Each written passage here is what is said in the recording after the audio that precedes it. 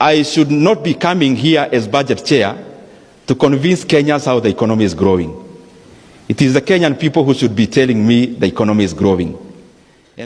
Welcome, ladies and gentlemen. Thank you so much for your great support always. I'm so grateful for your continued support to this channel. Thank you so much, ladies and gentlemen.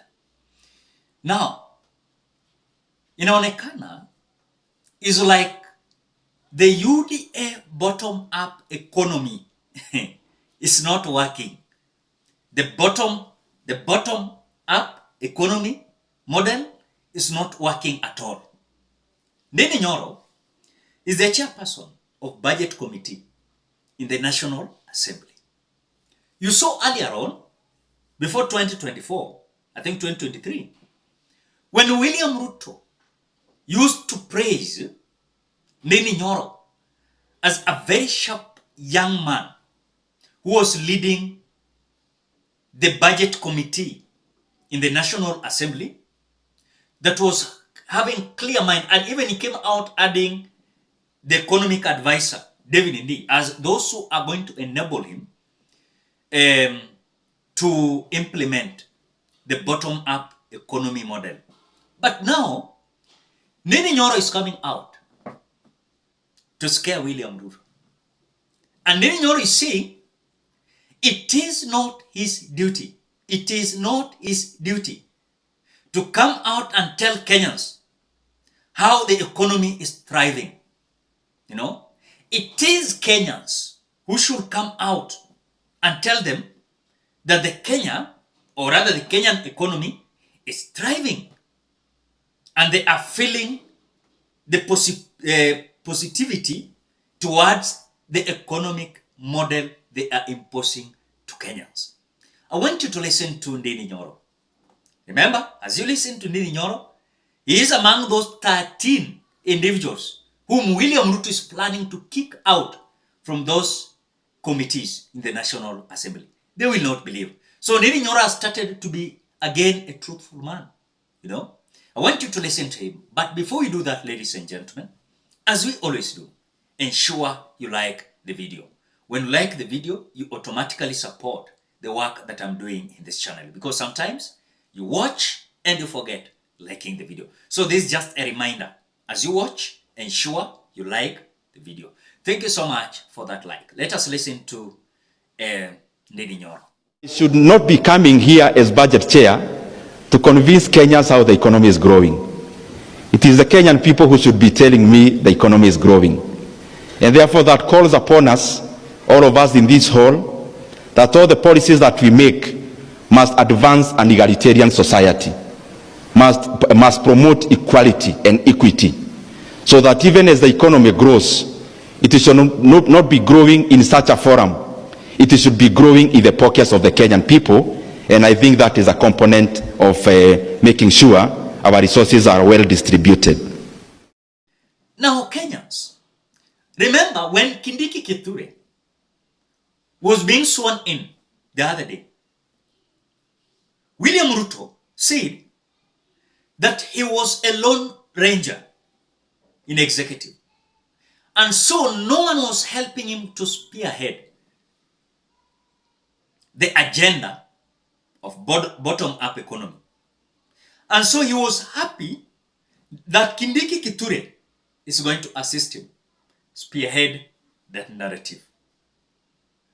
But now Ndindi NYORO amekuwa amenyamaza sana for the longest period of time.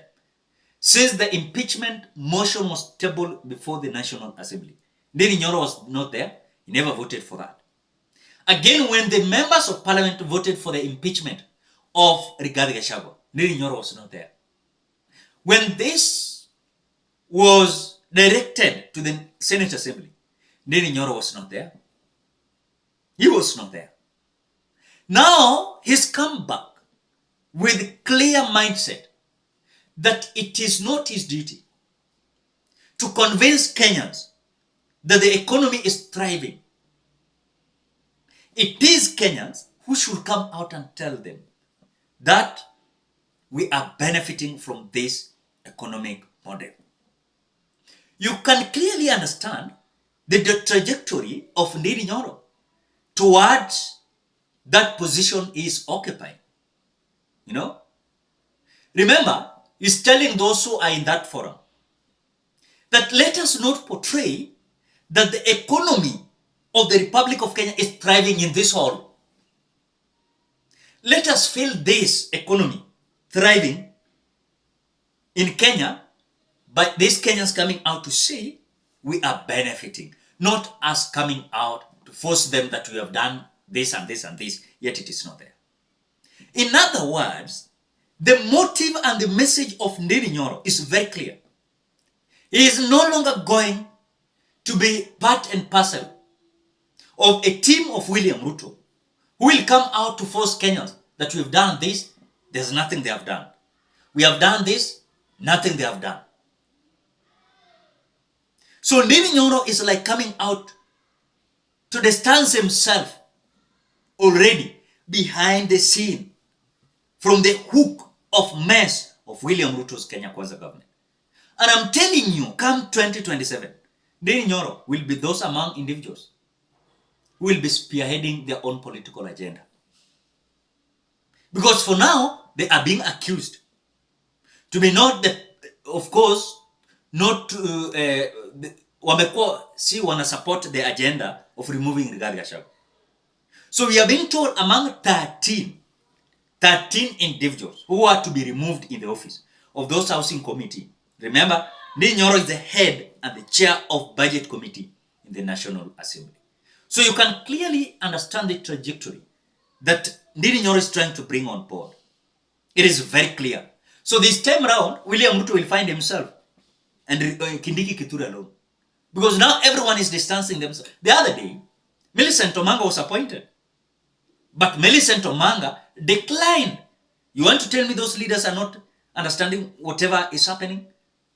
People like Mike Mbuvi Sonko, they have started saying when they never realized that William Ruto is conning them. Look at Akina Waititu. They have realized things are not going good. Look at people like William Kabogo. They are now quiet since the impeachment of Rigathi Gachagua. Several individuals, you know.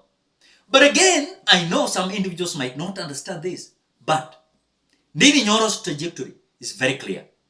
He's moving away from lies and conmanship, sellout politics. He's distancing himself from that. And that is why Ndindi Nyoro has been so clear. He's not going to be part and parcel of that movement of convincing Kenyans whatever is not there. He is requesting the leadership in Kenya Kwanza that let Kenyans come out to tell us that you have done this, it is successful. You have done this, it is successful. You have done this, it is successful. But for them to come out and convince Kenyans whatever is not there, it is not their tranquility. They are there to fight for what they believe benefiting Kenyans, not William Samoei Ruto. So things inachemuka. Vitu vinachemuka pole pole. And I'm telling you, William Ruto one day will not believe his two eyes. Will not believe. Sometimes he might find even himself alone. And it is going to be so massive that William Ruto is going to be a one-term president. William Ruto is going to be a one-term president. Hiyo si story rahisi. And William Ruto will not believe his two eyes. Hata amini. It is going to be a battle, but now his soldiers are getting out. Wanatoroka. Wanaona huyu jamaa anatukona. Na tutaki mtu anatukona. And that is what is happening with Ndindi Nyoro. Ladies and gentlemen, what do you think? Drop your opinion at the comment section below. Otherwise, thank you so much because of your great support. Please consider subscribing, liking, commenting, and sharing this video. Bye bye till you meet in another video.